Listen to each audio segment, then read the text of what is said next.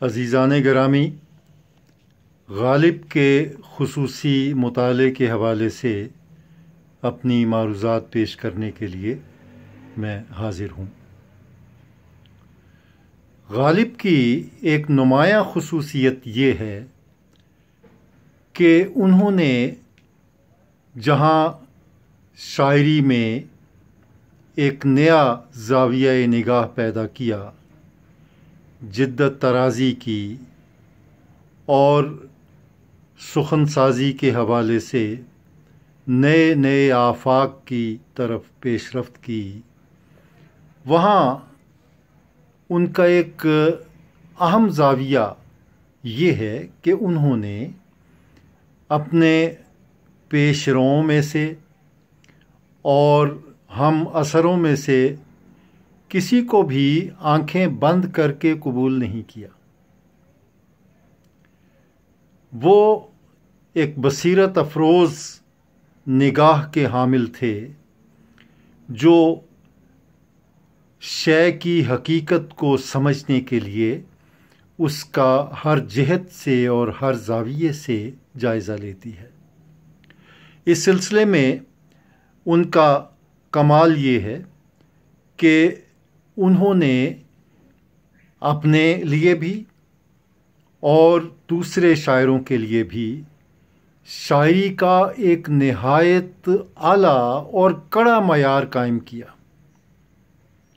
اور فن کی باریکیوں کو انتہائی سطح پہ جا کے نہ صرف خود سمجھا بلکہ ایک طے کر کے کہ شعر ایسا ہونا چاہیے، اس میزان میں ہر سخن ساز کو اور اس کی شاعری کو تولنے کی کوشش کی۔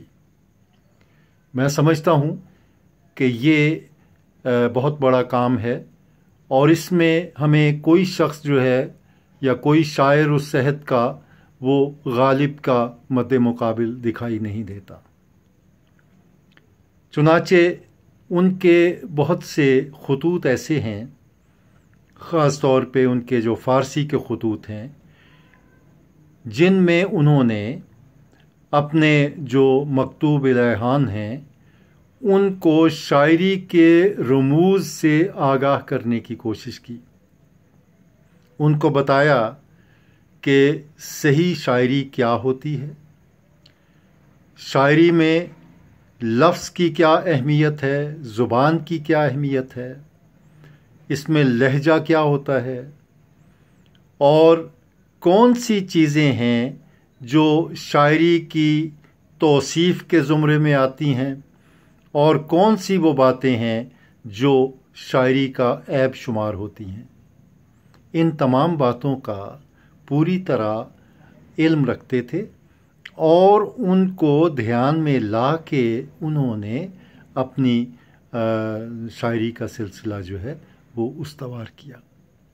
اس سلسلے میں زبان کے معاملے میں بہت ہی وہ بلکہ میں کہوں گا نازک مزاج تھے، اور کسی طرح کی جو اجنبی الفاظ ہیں یا غیر شاعرانہ الفاظ ہیں ان کو استعمال کرنے کے روادار نہیں تھے، اور سوائے اہل زبان کے کسی کو خاطر میں نہیں لاتے تھے۔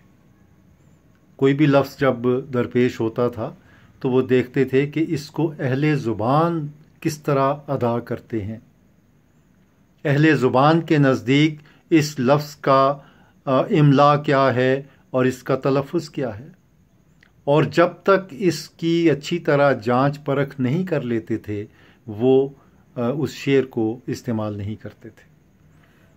چنانچہ اپنے شاگردوں کو بھی انہوں نے سختی سے یہ ہدایت کی تھی کہ لغت فارسی اور روزمرہ فارسی اگر ہو تو اہل زبان کے کلام سے سند حاصل کریں۔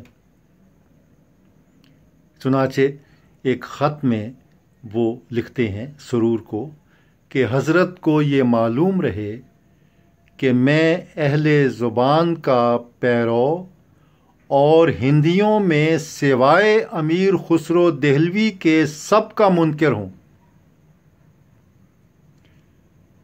جب تک قدماء یا متاخرین میں مثل صائب و کلیم و اسیر اور حزیں کے کلام میں کوئی لفظ یا ترکیب نہیں دیکھ لیتا، اس کو نظم اور نثر میں نہیں لکھتا۔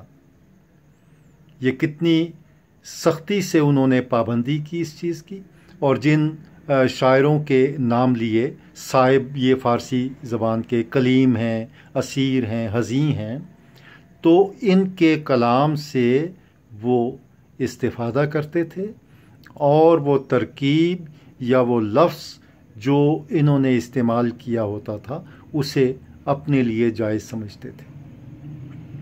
اسی طرح ایک اور خط میں مرزا تفتہ کو تحریر کرتے ہیں کہ اہل ہند میں سوائے خسرو دہلوی کے کوئی مسلم الثبوت نہیں۔ میاں فیضی کی بھی کہیں کہیں ٹھیک نکل جاتی ہے، یعنی بات ان کی جو ہے کہیں کہیں وہ صحیح ثابت ہوتی ہے۔ فرہنگ لکھنے والوں کا مدار قیاس پر ہے، جو اپنے نزدیک صحیح سمجھا وہ لکھ دیا۔ نظامی اور سعدی کی لکھی ہوئی فرہنگ ہو تو ہم اس کو مانیں، ہندیوں کو کیوں مسلم الثبوت جانیں۔ اب یہ آپ اندازہ فرمائیں کہ غالب نے ایسے ہی مخالفت جو تھی وہ مول نہیں لی تھی اپنے عہد کے لوگوں کی، کہ انہوں نے جو اہل ہند تھے ان میں بڑے بڑے علماء بھی تھے، ان کی فرہنگیں، ان کی لغات اور جو معنی اور جس طرح لفظ کی ترکیب انہوں نے بیان کی، وہ اس کو سند نہیں مانتے تھے۔ سوائے امیر خسرو دہلوی کے ہندیوں میں صرف ایک شخص ہے جس نے غالب کو متاثر کیا، وہ خسرو ہیں۔ اب اس سے آپ غالب کے معیار کا اندازہ کر سکتے ہیں کہ زبان کو برتنے اور لفظوں کو استعمال کرنے کا ان کے نزدیک کیا معیار تھا۔ اس کے بعد ایک اور خط میں سرور کو لکھتے ہیں کہ ہندوستان کے سخنوروں میں حضرت امیر خسرو علیہ الرحمہ کے سوا کوئی استاد مسلم الثبوت نہیں ہوا۔ خیر فیضی بھی نغز گوئی میں مشہور ہے، کلام اس کا پسندیدہ جمہور ہے۔ تو فیضی کو مانا ہے خسرو کے بعد۔ اب ولیت جو ہے وہ خسرو کو دی ہے، اور انہوں نے جس لفظ کو جس ڈھنگ سے، جس طریقے سے اور جس اسلوب سے برتا ہے اس کو غالب نے خود استعمال کرنے کی صحیح کی ہے۔ فارسی کی قاعدہ دانی میں اگر کلام ہے تو اس میں پیروی قیاس وبائے عام ہے۔ قیاس کو نہیں مانتے، کہتے قیاس کیا ہوتا ہے؟ ہم عام طور پہ تحقیق میں قیاس کی اصطلاح استعمال کرتے ہیں کہ آپ اپنی بصیرت کی بنا پہ، اپنی فہم کی بنا پہ، اپنی زبان دانی کی بنا پہ کسی چیز کا اندازہ لگا لیں اور اسے استعمال کر لیں۔ کوئی لفظ آپ کے اگر آ گیا اور اس کی کوئی سند کہیں سے نہیں مل رہی آپ کو، تو آپ قیاس کرتے ہیں، اس کی اجازت بھی ہے ہم تحقیق میں۔ لیکن غالب جو ہیں وہ اس حد تک باریک بین ہیں اور اس حد تک لفظوں کے معاملے میں نازک مزاج ہیں کہ وہ قیاس کو نہیں مانتے۔ وہ کہتے ہیں قیاس جو ہے نا یہ وبائے عام ہے، وبا ہے، اس کو ترک کر دینا ہی درست ہے۔ وارستہ سیالکوٹی نے خانِ آرزو کی تحقیق میں 100 جگہ اعتراض کیا ہے اور ہر جگہ اعتراض بجا ہے۔ بئیں ہمہ وہ جہاں بھی اپنے قیاس پر جاتا ہے منہ کی کھاتا ہے۔ کہتے ہیں کہ قیاس اعتراض کیے ہیں، ٹھیک ہے، لیکن قیاس کیا ہوتا ہے؟ یہ خانِ آرزو کے حوالے سے بھی یہ بات جو ہے وہ انہوں نے بیان کی۔ خانِ آرزو لغت نویس تھے بہت بڑے، زبان کا انہیں فہم تھا، زبان جانتے تھے، لیکن بعض الفاظ جو ہیں ان کی توجیہ انہوں نے روا روی میں کر دی. تو غالب کہتے ہیں میں تو نہیں مانتا. اور اس پہ جو وارستہ سیالکوٹی نے جو اعتراضات کیے ہیں بالکل بجا ہیں، بالکل ٹھیک ہے، میں ان کو مانتا ہوں. اس سے ایک اور بات کا آپ اندازہ کر سکتے ہیں کہ غالب کا مطالعہ کتنا تھا، اور جو تحقیقی ایک جو ہوتی ہے اور تحقیقی ایک زاویہ ہوتا ہے ایک شاعر کا، تحقیقی اور تنقیدی، وہ غالب میں بدرجہ اتم موجود تھا. تنقیدی بصیرت ان کی کمال کی تھی، اور لفظ کی پہچان ان کو بہت اعلیٰ درجے پہ جا کے عطا ہوئی تھی. پھر وہ کہتے ہیں کہ مولوی احسان اللہ ممتاز کو ثنائے لفظی میں دستگاہ اچھی تھی، فارسی وہ کیا جانے. قاضی محمد صادق اختر عالم ہوں گے، شاعری سے ان کو کیا علاقہ. کہتے ہیں یہ علماء جو ہیں، جو علم کی بصیرت کی باتیں کی ہیں وہ ٹھیک ہوں گی، لیکن بھائی شاعری تو شاعری ہوتی ہے، اور شاعری کوئی ایسا فن نہیں ہے جسے کوئی عالم ہو کے بھی اس میں سرخ رو ہو سکے. ہمارے تو یہاں بڑا آسان سمجھتے ہیں نا، ہر آدمی اٹھتا ہے اور شعر کہنا شروع کرتا ہے. عرض کیا ہے، وہ کیوں عرض کیا آپ نے؟ ذرا بتائیں تو صحیح، پس منظر تو بیان کریں. لفظ کو جس طرح پہ آپ برت رہے ہیں، جو آگے چل کے بڑی مزے کی باتیں آپ کے سامنے آئیں گی جو غالب نے شعر کے لیے بیان کی کہ شعر کیسا ہونا چاہیے. تو ہمارے جو نو واردان سخن ہیں، نئے نئے تازہ گو شاعر ہیں، ان کو غالب کا بڑی گہرائی سے مطالعہ کرنا چاہیے. ہم غالب کو کہ بہت بڑا شاعر مانتے ہیں، کہتے ہیں کہ غالب ہر عہد پر غالب ہے. تو ان کا کیا نظریہ کیا تھا شعر کا، کیا معیار تھا ان کا، اس کو جاننا تو بہت ضروری ہے. غالب کو محض روا روی میں ان کے غزلیں پڑھ دینا یا ان کے مفاہیم تک پہنچ جانا یہ کوئی بات نہیں ہے. اصل جو چیز ہے وہ غالب کا نقطۂ نظر ہے شاعری کے بارے میں. کیا معیار انہوں نے قائم کیا شاعری کے حوالے سے، اسے جاننا بہت ضروری ہے. ایک اور جگہ پر وہ لکھتے ہیں، ہاں یہ شعر کیسا ہونا چاہیے، یہ بڑی اہم بات ہے. یہ عام بھی ہم سوال جو ہے ہمارے ذہن میں آتا ہے کہ ٹھیک ہے جناب، آپ بڑے اپنے آپ کو سمجھتے ہیں، شعر فہم سمجھتے ہیں، سخن فہم سمجھتے ہیں، چلیں بتا دیں شعر کیسا ہونا چاہیے. آپ کے نزدیک شاعری کا معیار کیا؟ غالب کیا کہتے ہیں؟ غالب کہتے ہیں کہ شعر کی خوبی اور حسن یہ ہے کہ یہ سہل ممتنع ہو. اب سہل ممتنع کی اصطلاح آپ نے پڑھی ہوگی. سہل ممتنع کیا ہوتا ہے؟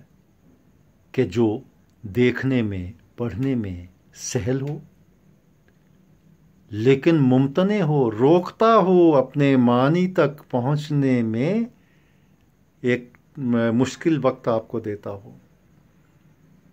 بظاہر سادہ الفاظ ہوں، لیکن اس کے مفاہیم کو اگر آپ جاننے کی کوشش کریں تو وہ دور از کار، بہت فاصلے پہ پڑے ہوئے آپ کو نظر آئیں. امتناع فہم، تو یہ معیار ہے غالب کا کہ سہل ممتنع. اب سہل ممتنع کہنا کوئی آسان تو نہیں ہے. سہل ممتنع کئی مثالیں آپ غالب کے، غالب کی ساری شاعری جو ہے وہ سہل ممتنع نہیں ہے. غالب نے معیار تو قائم کر دیا، لیکن خود اس پہ کس حد تک وہ پورا اترتے ہیں یہ الگ بات ہے. لیکن نقطۂ نظر ان کا جو ہے وہ یہ ہے کہ سہل ممتنع. تو یہ غالب اس سلسلے میں خود وضاحت کرتے ہیں کہ سہل ممتنع اس نظم کو کہتے ہیں کہ دیکھنے میں آسان نظر آئے. یہ غالب کے الفاظ ہیں، دیکھنے میں آسان نظر آئے اور اس کا جواب نہ ہو سکے. بالجملہ سہل ممتنع کمال حسن کلام ہے یا کمال حسن کلام ہے، یعنی حسن کلام کی خوبصورتی کا اوج ہے، بلندی، اور بلاغت کی نہایت ہے، انتہا، ممتنع اور در حقیقت ممتع النظیر ہے، یعنی مثال بن جاتی ہے ایک ممتنع کی، خود ستائی ہوتی ہے۔ سخن فہم اگر غور کرے تو فقیر کی نظم و نثر میں سہل ممتنع اکثر پائے گا۔ غالب کہتے ہیں کہ میں اپنے بارے میں یہ کہتا ہوں، خود ستائی ہوگی، یعنی میں اپنی تعریف تو خود نہیں کرنا چاہتا، لیکن مثال میرے کلام سے ہر دو، یعنی نظم میں بھی سہل ممتنع اور نثر میں بھی۔ میں اکثر غالب کا ایک شعر جو ہے وہ سہل ممتنع کے حوالے سے پیش کیا کرتا ہوں کہ ملنا تیرا اگر نہیں آساں تو سہل ہے، ملنا تیرا اگر نہیں آساں تو سہل ہے، دشوار تو یہی ہے کہ دشوار بھی نہیں۔ کیا خوبصورت مثال یہ غالب کے اس شعر میں سہل ممتنع کی ہے۔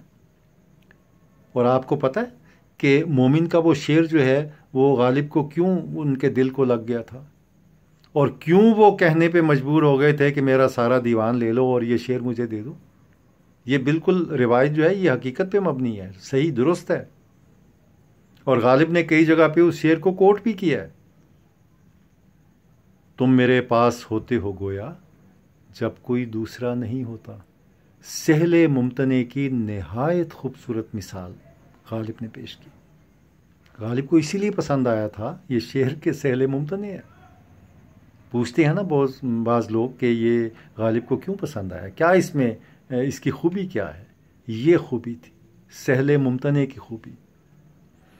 تو اپنے اشعار کے متعلق غالب کا یہ خیال جو تھا وہ اتنا پختہ ہو گیا تھا کہ وہ اسے عام ریختہ اشعار سے جدا قسم کا کلام جو ہے وہ مانتے تھے، کہ میرا کلام جو ہے وہ ریختہ، یعنی اردو کے جو اشعار اساتذہ نے کہے یا میرے ہم عصروں نے کہے، ان میں میرا جو میری انفرادیت ہے وہ اس وجہ سے ہے کہ میں سہل ممتنع میں کلام کرتا ہوں۔ اور اس حوالے سے میر اور سودا کے کلام سے بھی زیادہ اپنے آپ کو بالا سمجھتے تھے۔ چنانچہ منشی نبی بخش حقیر کو یہ غزل جب انہوں نے بھیجی، غزل کون سی ہے؟ سب کہاں کچھ لالا و گل میں نمایاں ہو گئیں، خاک میں کیا صورتیں ہوں گی کہ پنہاں ہو گئیں۔ تو اس غزل کے ساتھ ہی انہوں نے منشی نبی بخش حقیر کو یہ جملہ بھی لکھا کہ خدا کے واسطے داد دینا، اگر ریختہ یہ ہے تو میر و میرزا کیا کہتے تھے؟ اگر وہ ریختہ تھا تو پھر یہ کیا ہے؟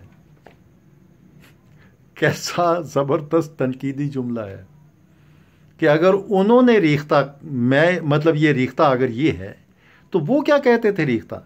کون سا ریختہ جو مثال کے طور پہ وہ پیش کر سکیں؟ اور اگر وہ یہ ریختہ کہتے تو پھر اسے آپ کیا کہیں گے؟ یہ تو پھر کچھ بھی نہ ہوا۔ کہنا یہ چاہتے ہیں کہ جناب ریختہ یہ ہوتا ہے، اور یہ ہے ریختہ گوئی۔ اگرچہ انہوں نے میر کی ستائش کی ہے، اور وہ شعر میں پہلے بھی آپ کے گوش گزار کر چکا ہوں کہ ریختے کے تم ہی استاد نہیں ہو غالب، کہتے ہیں اگلے زمانے میں کوئی میر بھی تھا۔ اب اس میں آپ یہ نہ سمجھیے کہ میر کی بہت بڑی ستائش کر دی، اپنے آپ کو استاد کہا کہ تم استاد اپنے آپ کو کہتے ہو ریختے کے، کوئی میر بھی تھا۔ کسی زمانے میں میر نے بھی ریختہ کہا تھا، لیکن استاد جو ہے وہ غالب ہی ہے۔ تو جناب یہ بات جو ہے یہ غالب نے ایک اپنے آپ کو انفرادیت پسند اور ایک جدت پسند شاعر کے طور پہ متعارف کراتے ہوئے یہ بتایا کہ جناب شعر یہ ہوتا ہے۔ یہ کہا انہوں نے کہ یہ اس کو خود ستائی نہ سمجھا جائے، میں اپنی تعریف آپ نہیں کر رہا، لیکن کر بھی گئے۔ غالب تو بہرحال غالب کا کہا ہوا جو ہے اس پہ تو کوئی حرف نہیں، حرف کی گنجائش نہیں ہے۔ میں ذاتی میرا خیال ہے غالب کے کلام سے آج بھی بہت سارے استادان فن جو ہیں وہ سند حاصل کرتے ہیں۔ تو اس حوالے سے غالب کی یہ بات جو ہے یہ قابل غور ہے اور اس کی گہرائی تک پہنچنے کی کوشش کرنی چاہیے۔ اس کے بعد کیا کہتے ہیں؟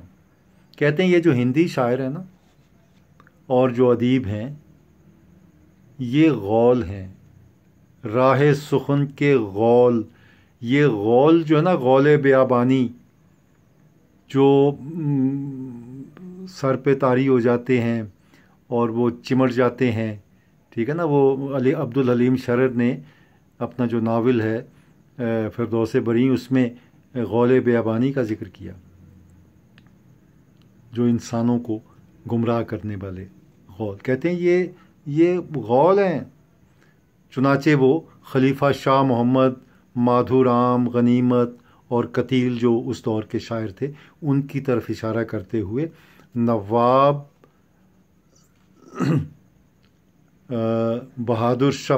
انور الدولہ بہادر شفق ان کے نام ایک خط ہے، اس میں وہ لکھتے ہیں کہ یہ لوگ راہ سخن کے غول ہیں، آدمی کے گمراہ کرنے والے، یہ فارسی کو کیا جانے، ہاں طب موزوں رکھتے تھے۔ اس کا مطلب یہ ہے کہ طب موزوں رکھتے ہوئے کوئی شخص جو ہے وہ شاعر نہیں ہو سکتا۔ ہم کہتے ہیں جی کہ یہ شاعر اس لیے ہے کہ طب موزوں رکھتا ہے، مصرع موزوں کر لیتا ہے۔ کئی لوگوں کو ہم ہاتھ اٹھا کے داد دیتے ہیں، فیس بک پہ بھی کمنٹس میں لکھ دیتے ہیں سبحان اللہ، واہ کیا بات ہے، کیا بات کہی ہے، لیکن یہ نہیں ہمیں پتا کہ یہ غول بیابانی ہیں، یہ راہ سخن کے غول ہیں، جو آپ سے داد پا کے تو اپنے آپ کو شاعر سمجھنا شروع کر دیتے ہیں۔ تو صرف مصرع موزوں کر لینے کا نام شاعری نہیں ہے، یہ میں نہیں کہہ رہا، غالب کہہ رہے ہیں کہ آپ نے مصرع موزوں کر لیا تو آپ شاعر ہو گئے۔ یہ ویسے غالب کا تھوڑا سا مطالعہ کر لینا تو سارے شاعروں سے آپ فارغ ہو جائیں گے، ایک دو رہ جائیں گے۔ جس طرح غالب نے بھی تو ایکنالج کیا نا، غالب نے فیضی کا نام لیا، امیر خسرو کا نام لیا، اور بھی کئی آگے چل کے بے دل، طرز بے دل میں ریختہ کہنا اسد اللہ خان قیامت ہے، لیکن جلدی پھر اس رستے سے ہٹ کے تو نام لیا جن کو غالب شاعر سمجھتے تھے اور اہل زبان جانتے تھے۔ اسی طرح ایک اور بات بڑی کمال کی، کہتے ہیں جی ہم شاعری کی تحسین کرتے ہوئے یا داد دیتے ہوئے کہتے ہیں کہ جناب کیا لہجہ اختیار کیا ہے، لہجے کی ہم داد دیتے ہیں۔ غالب کہتے ہیں لہجہ کیا ہوتا ہے؟ لہجہ اختیار کرنا تو بھانڈوں کا کام ہے، یہ لکھا ہوا ہے۔ یہ قدر بلگرامی کو ایک خط لکھا، اس میں کہتے ہیں کہ تحریر میں اساتذہ کا تتبع کرو، نہ مغل کے لہجے کا۔ مغل کے لہجے کا تتبع یا اس کی پیروی نہیں کرنی، کس کی کرنی ہے؟ اساتذہ، جو سکے بند اساتذہ ہیں۔ لہجے کا تتبع بھانڈوں کا کام ہے، نہ دبیروں اور شاعروں کا۔ ایسے تتبع کو میرا سلام، دور سے ہی اللہ حافظ۔ میں کیوں پیروی کروں؟ لہجے کی پیروی کیوں کروں بھائی؟ کہتے ہیں جی یہ ایرانیوں کا لہجہ اس شاعری میں، یا کیا فارسی لہجہ، کیا فلاں کا لہجہ آپ نے اختیار کیا، کمال کا لہجہ. کہتے ہیں لہجہ جو ہے وہ تو بھانڈ اختیار کرتے ہیں، فلاں کا لہجہ، فلاں کی نقل اتار لینا. کیسی گہری بات ہے. یہ غالب کی کہی ہوئی باتیں جو ہے نا، یہ ذرا دھیان سے سمجھنے کی باتیں ہیں. اب آپ تھوڑا سا غالب پہ بھی ان کی اپنی شعر گوئی کے حوالے سے، کب شعر گوئی انہوں نے شروع کی؟ آغاز ہم کہتے ہیں عام طور پہ لکھا ہوا ملتا ہے 10 سال کی عمر میں انہوں نے شعر گوئی کا آغاز کیا. اور قدر بلگرامی کو انہوں نے جو خط لکھا وہ 1857 میں یہ خط لکھا تھا. اس میں کہتے ہیں 12 برس کی عمر سے کاغذ نظم و نثر میں مانند اپنے نامہ اعمال کے سیاہ کر رہا ہوں. جملے کی ساخت پہ غور فرمائیں. 62 برس کی عمر ہوئی، 50 برس اس شیوے کی ورزش میں گزرے. شاعری کے فن کو شیوا کہتے ہیں، شیوا، اور اس کی ورزش ریاضت، یعنی شاعری جو ہے نا وہ ریاضت مانگتی ہے. ایک دن آپ ورزش سے غافل ہو جائیں جسم ٹوٹنے لگتا ہے. تو شاعری میں اگر آپ ایک دن کی ورزش جو ہے وہ آپ کی رہ جائے تو آپ کی شاعری کا بھی بدن ٹوٹنے لگتا ہے، شاعری بھی شاعری نہیں رہتی. یہ غالب کے بقول. اسی طرح شاکر کو بھی انہوں نے یہی تخمینہ اندازاً کہا کہ کہیں 15-12 برس کا ہیں، کہیں انہوں نے کہا جی 15 برس کی عمر سے 25 برس کی عمر تک مضامین خیالی لکھا کیا. مضامین خیالی یعنی اردو میں شاعری. آغاز غالب کا اردو میں ہوا تھا، یہ بات ذہن میں رکھیں، کیونکہ اردو جو ہے زبان ریختہ اس کو کہا گیا، اور ریختہ ہی کہا جاتا تھا اسے. چنانچہ سخن سرائی کا آغاز جو ہے بعض روایتوں میں 1807 میں ہوا، بعض روایتوں کے مطابق 1809 میں ہوا، اور بعض روایتوں کے مطابق 1812 میں کسی ایک سال میں ہوا. تو اس میں زیادہ جو راجع قول ہے، جس کی جو صداقت پہ مبنی ہے، وہ تقریباً 10 برس کی عمر سے شعر گو تھے. غالب شعر کہنے شروع کر دیے تھے، اور کلیات فارسی کا جو اظہار ہے وہ یہی ثابت کرتا ہے. اور اس کی تائید ان کے جو ہمجولی تھے لالا کنہیا لال، یہ غالب کے بچپن کے دوست تھے، لالا کنہیا لال، ان کے بیان سے بھی ہوتی ہے. اور اس بیان کو مولانا حالی نے یادگار غالب میں نقل کیا ہے، اور وہ یہ کہ خاکسار نے ابتدائی سن تمیز میں یعنی شعور کی عمر میں اردو زبان میں سخن سرائی کی ہے. اردو زبان سے آغاز کیا، اور 25 برس تک، یعنی آپ اندازہ فرما لیں کہ اگر انہوں نے 10 برس کی عمر میں شاعری شروع کی تو 25 برس یعنی 35 برس کے تھے جب ان کا دیوان جو تھا اردو کا وہ مکمل ہو چکا تھا. 15 برس کی عمر سے 25 برس کی عمر تک مضامین خیالی لکھا کیا. 10 برس میں بڑا دیوان جمع ہو گیا. یعنی 15 سے 25 برس، اگر 15 برس کی عمر سے انہوں نے شاعری کا آغاز کیا، 35 میں نے درست نہیں کہا، 15 برس کی عمر سے 25 برس کی عمر تک، یہ کتنا زمانہ بنتا ہے؟ 10 برس. آپ کے ہاتھ میں جو دیوان غالب ہے یہ غالب کی 10 برس کی محنت شاقہ کا نتیجہ ہے. اور 25 برس کی عمر کے بعد انہوں نے فارسی زبان کی طرف توجہ کی، اور نظم و نثر کی طرف انہوں نے خطوط بھی فارسی زبان میں انہوں نے لکھنے شروع کیے. اور لیکن یہ نہیں کہ اردو کی شاعری جو تھی وہ کلیتاً انہوں نے ترک کر دی تھی. اس درمیان میں وہ لکھتے بھی تھے. مثلا بہادر شاہ ظفر کے مشاعروں میں تازہ جب کلام جو ہے اس کی فرمائش ہوتی تھی تو وہ لکھتے تھے. لیکن 1857 کے بعد ان کا بہت کم کلام ایسا ہے جو اردو میں نظر آتا ہے، کیونکہ پھر مشاعرے بھی ختم ہو گئے، محفلیں برہم ہو گئیں۔ بہادر شاہ ظفر جو ان کے ممدوح تھے ان کو قید کر کے رنگون بھیج دیا گیا۔ تو یہ سلسلے جو تھے یہ پھر ایک نوسٹلجک سلسلہ جو ہے غالب کا، ایک یاد آوری کا سلسلہ جو ہے وہ شروع ہوتا ہے۔ اور البتہ 1850 میں جب وہ قلعے سے رجوع ہوئے ہیں، 1850 یعنی جنگ آزادی 1857 سے 7 سال پہلے، اور یہ محفلیں جو ان کی مشاعرے اور بہادر شاہ ظفر سے جو ان کا تعلق تھا یہ تقریباً 7 برس کا تعلق ہے۔